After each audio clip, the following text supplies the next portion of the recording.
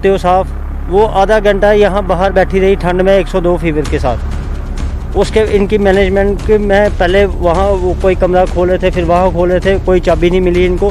फिर आ जाके जल्दबाजी में इन्होंने वो लैब नंबर 2 है वहाँ पे अकेली बैठ के अभी वो एग्ज़ाम दे। उन्होंने बोला कि ये हमारी प्रॉब्लम नहीं है, ये कॉलेज अथॉरिटी वालों से आप अप्रोच की। किसने कही आपसे कि ये हमारी प्रॉब्लम नहीं है? ये मैं उनका नाम नहीं जानता, मेरे को एक लैंडलाइन नंबर दिया था वहाँ पे सिक्योरिटी वालों ने उठाया, अंदर डीसी ऑफिस से ही उठाया।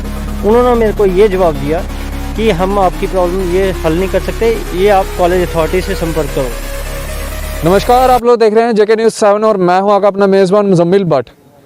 नाजरीन, आपको पता है कि कोविड जो है वो हाई पीक पे चल रहा है इस टाइम पे, और कहीं ना कहीं एडमिनिस्ट्रेशन जो है जो अहम तरीन स्टेप है वो भी ले रही है। जैसे कि वीकेंड लॉकडाउन की बात की जाए तो वो भी ले रही है।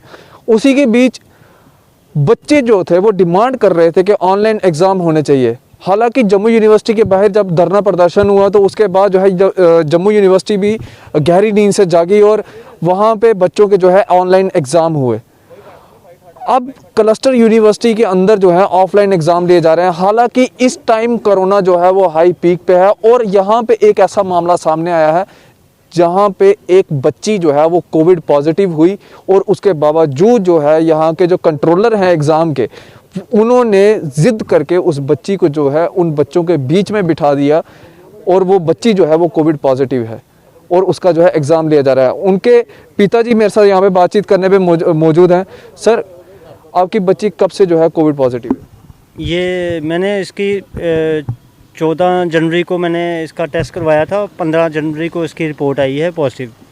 तो ये बात मैंने कंट्रोलर साहब को बताई थी।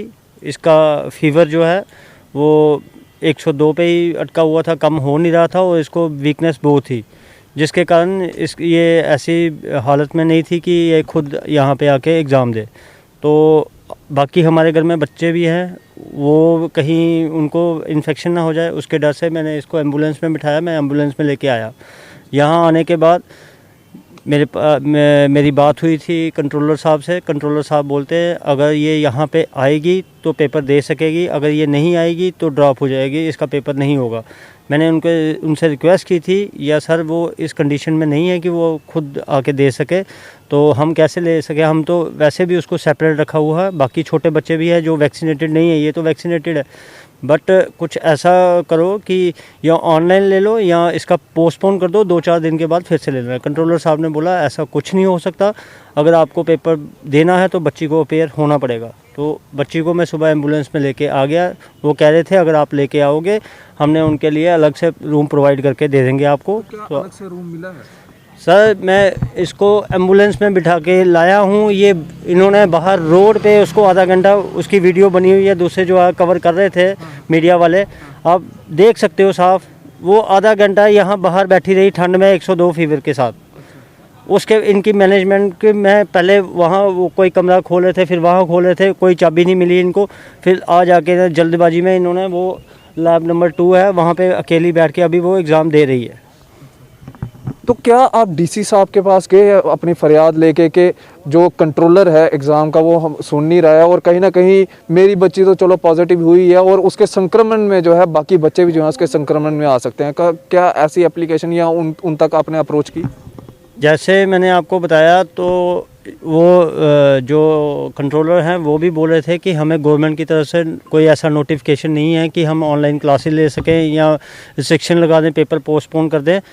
मैंने एक एप्लीकेशन कल जब मैंने देखा इसको फीवर नहीं उतर रहा तो फिर मैं आज अप्रोच की डीसी साहब के। मैं सुबह एप्लीकेशन एक लिखी, उनसे रिक्वेस्ट की कि मेरी बच्ची की ऐसे ऐसे हालत है तो आप पोस्टपोन कर दें या ऑनलाइन का कोई ऑर्डर, ऐसा कुछ नोटिफिकेशन निकाल दीजिए कि मेरी बच्ची एग्ज़ाम दे पाए, उसका साल बर्बाद ना हो।